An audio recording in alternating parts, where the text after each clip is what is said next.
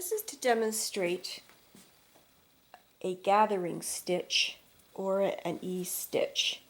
And gathering and easing are very similar. Easing is when you want to compress or reduce the amount of fabric from one attachment to the other side without puckers. So if my fabric was just perhaps even 2 centimeters longer than this part that I want to attach it to, you can see I would have trouble. So I have to find a way of easing that in. Gathering is the same, except it produces folds or even gathers, hopefully. Okay, so that's what I'm going to show you. Now, this piece of fabric could represent a skirt going into a waistband, or it could represent a sleeve where it meets a cuff, which is what I've semi-prepared here. And so this, what you see here, is a running stitch, which is thread traced, and that represents my sewing line. So if you are going to attach, let's say, a cuff to the end of a sleeve, you would match up your sewing line with your sewing line, like that. That's how it would go in. But we have all of this fabric that we're trying to get into a small space. And what we use is a gathering stitch. So the way to begin, you can either have single thread or double thread. Double thread works really well because it's stronger. We have to draw the thread in. What you need to do for best results is to put a line of running stitches on either side of your sewing line. So we're going to do 2 lines.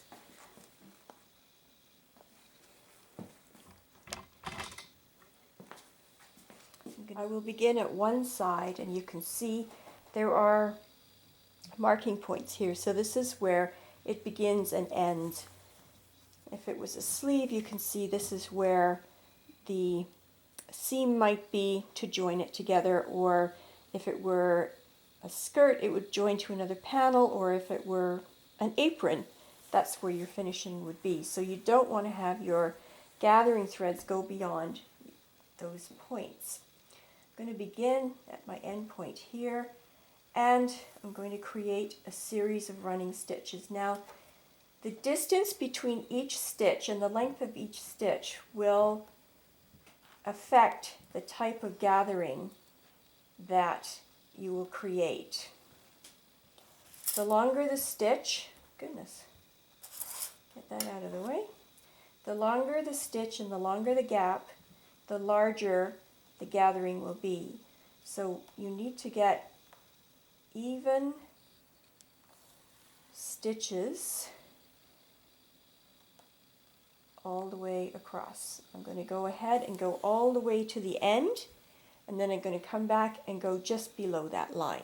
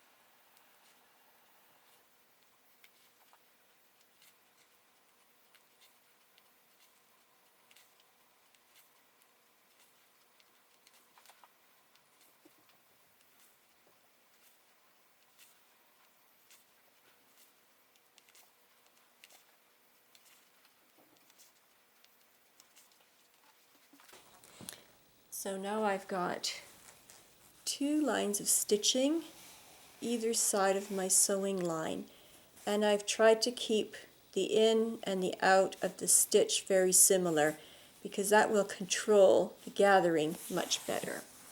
Now, the idea behind a gathering stitch is that once you have that in, you draw the thread together, or yes, you draw the fabric together like that, and then you have gathering. So what we want to do, the aim of the gathering, is not only to compress the width of the fabric into the right size, and you can see here on my so-called cuff, I have a notch here, and the cuff would come around and overlap to here. So my start and my end point is different on each side. This is start point at one end and the end point at the other. I need to compress the fabric from the seam line into my sewing line here. Okay, so that's the first step. However, to make it look professional, you want to have your gathering stitches even, and you can eyeball it, and that's great, but there is a better way to make sure that that's in there evenly. So I'm just going to pull this out one more time, straighten it out because I can, and there are a couple of extra steps that we can do to make sure that we have everything lined up. I'm going to divide my area or my length into equal sections so that I can match it up. So I'm going to divide my cuff first of all in half and put a pin here, and these are my my end points are here, as you can see. I'm going to divide that in half again. So now I have created quarter lengths. Get that lined up and put another pin in this way. All right, so now I have, as you can see, 4 equal lengths or quarters, and I can do the same with my fabric before I draw it together. So as you can see, my end point is here. I have the other end point here. So let's just create half and put a pin in at the half point. Now I could clip this, but then that's a permanent damage to the fabric, and say I change my mind, then the damage is already done. And we're going to fold it in half again. So if I just put the pins in and not clip it, I'm not damaging the fabric in case there are some changes that will be made, or if I decide that I don't want as much fullness. Okay, so now we have corresponding quarters marked in our gathered fabric. I'm going to line this up at the end point pins here. So this is the way I would be sewing it on, but let's just line this up here and here. Then I can go ahead and draw the thread to my end point again here. That's my end point here, and then we can straighten out the gathers. And I'm not going to knot the ends of this fabric just yet. It's a little bit too soon, but I'm going to anchor it a little bit so it doesn't move. Okay, now I can go back, and first of all I'm going to line up my quarter point with where the needles are marked. So I've got my 2 needles for the first quarter, or 2 pins for the first quarter, my pin for the half mark, and my third quarter lined up here. Okay, now I can go back and just arrange my gathering stitch, or my gathering, in a more evenly divided gathering.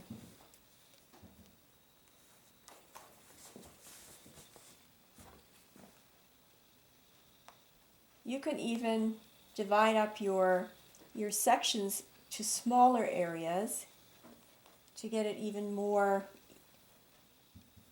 equal each side. Okay, so here we have it reduced to the size of my cuff. And the idea of having the stitching parallel either side of the sewing line is that you can control the actual fold in the gathering, that it's going perpendicular and that it's not twisting one way and the other. Okay, but now before I even lift it off the table, what I can do is just line this up with my pins on one side and the other. This, remember, pins are temporary, and I can pin my seam line together while the pins are still there, and right on my sewing line. And so you can do this with a skirt or any 2 pieces that you're joining where one length is longer than the other, and you want to ease it into the other. This is the method. I'm just going to release this so that I can lift this over, and this will be my end point.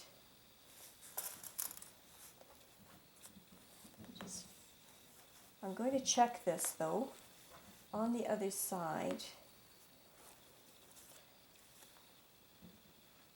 to make sure that I have my pins